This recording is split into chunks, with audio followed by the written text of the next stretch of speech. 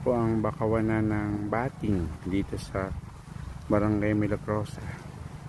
Ito po ang area kung saan napili ng Milagrosa Women Agriculture Cooperative na i-establish ang mangrove nursery.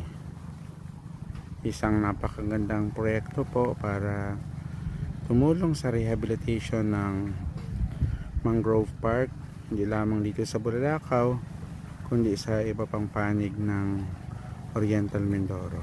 So pangarap ng Milagrosa Women Agriculture Cooperative na makapag-supply ng mga pananim na bakawan para sa kapakinabangan ng ating mga coastal